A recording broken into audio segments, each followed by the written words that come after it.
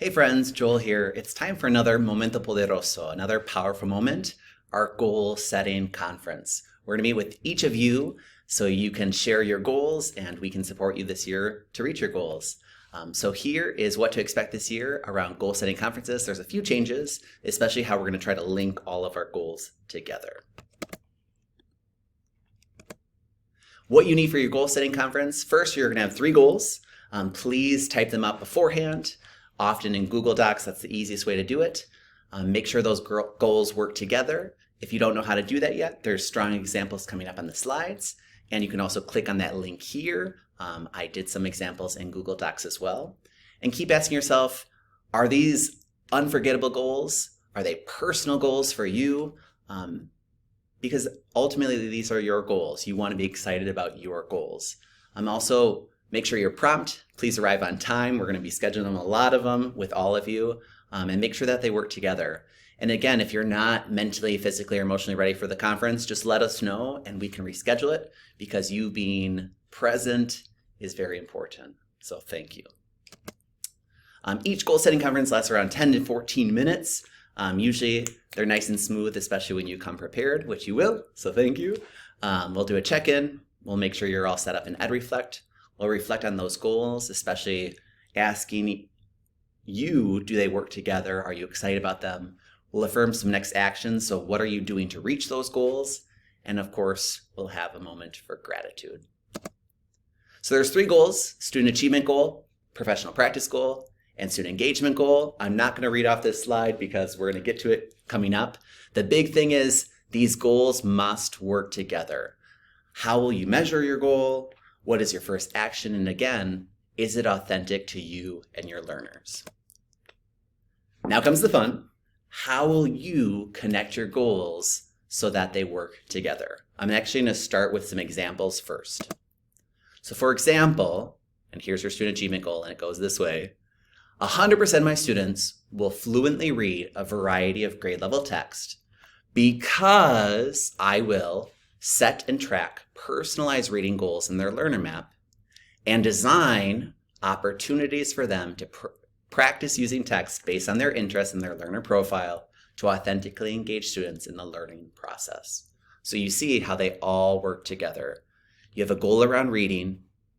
Here's what you're doing as a professional to get there. And here's what you're doing to engage your students in the learning. Let's look at another example. 100% of my students will demonstrate proficiency in the competency of author's craft because I will collaborate around social studies backwards design to develop interdisciplinary learning and assessments and design opportunities for students to make connections between text and current issues to authentically engage students in the learning process. So again, you have one of those ELOs, one of those competencies.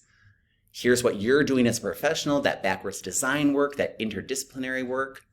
And here's what you're doing to engage your students. So you see how they all work together. I'm going to break it down even further. So student achievement goal, this is based on those desired results. So those essential learning outcomes or the competencies. So what's your current reality around that?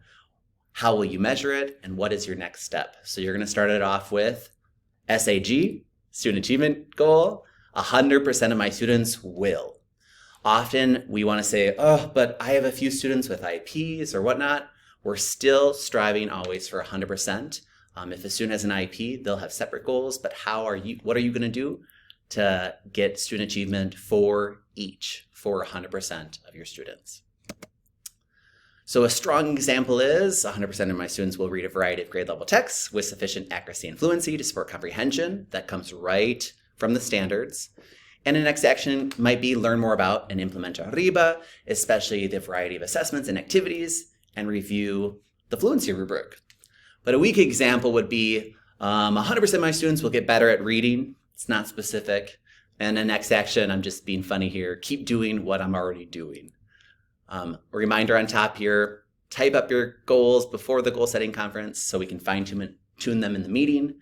You can feel free to already copy and paste them into EdReflect. So here's a strong example of a student achievement goal. Next, professional practice goal. It's often connected to assessment for learning, but it's really any goal for you as a professional. So where are you going? Where are you at? What are you doing to close the gap? What's your current reality? What are you doing to measure it? And what is your first step? So then in EdReflect, you'll connect that previous goal with that phrase, because I will. And I'm going to come back to another full example again. So because I will. Examples here are, because I will offer regular descriptive feedback during small group instruction. So that's what you're doing as a professional to reach that goal. And next action might be begin mini conferences during language arts time and create a rubric that measures and organizes my feedback. A weak example would be, I'll get better at closing the gap. Again, that's not specific. And the next action, close the gap. Again, what does that even mean? Finally, student engagement goal. Remember, in our district, we talk about engagement as based on Schlechty's level of engagement and as it's connected to their learner profiles. So do students volunteer their time and attention? Do they demonstrate persistence? Do they have work that's meaningful and valuable to them? And do they actually learn something? So a lot of times kids have a lot of fun, but they don't learn anything. Or they volunteer their time and attention, but they don't persist through the learning. So think about a goal around engagement. Is it realistic? Is it measurable? Is it actionable? And the phrase you'll use here is, and design to authentically engage students in the learning process. So again, here's some strong examples. And design consistent opportunities for students to co-create goals in their learner maps to authentically engage students in the learning process. And the next action might be work with Rachel Landquist to add some social emotional goals to their learner maps. A weak example is 100% of my students will have eyes on me and sit crisscross applesauce. Again, this has very little to do with engagement. That might be one way to notice engagement, but it's not an authentic way with your students. Let's look at one more example. 100% of my students will solve real-world and mathematical addition and subtraction problems involving whole numbers with up to 2 digits. So again, that comes right from the standards. Because I will learn about and implement performance assessments and design opportunities for students to engage in math talk to authentically engage students in the learning process. So again, you see how it's all connected. Here's an achievement goal around math. Here's what you're doing as a professional to reach this goal. And here's what you're doing to engage students as your professional to reach their achievement goal. So they all work together. So for now, here are your next steps for the conference. Just reflect on your 3 goals. What did you do last year? What are you curious about this year? Type up your 3 goals in Google Docs, and then we can copy and paste them right into EdReflect. If you're confident with your goals, feel free to go ahead and copy and paste. I'll have another video showing you how to do that. Make sure you can log into EdReflect. If you can't, just click on Go to Reset Password. You'll type in your email address, your District 16 address, and reset your password. I do it all the time, don't worry. And then let the goal setting conferences begin on time, of course. I'll send out all those invites soon. I'm also working on a teacher-friendly Google Sheet where we will put and share all of our goals. I'll give a quick sample here. We're going to be putting all of our goals into Google. I don't know if you can see everything here. There you go. So that we can see the tab and we can see everybody's goals. It's going to be pretty cool. I'm really excited about it. I hope you are too. So once the goal setting is finished and when we come back from MEA week, we'll start those personalized coaching cycles. So we'll get in classrooms, we'll see you in meetings, all those things, all the beautiful things of coaching.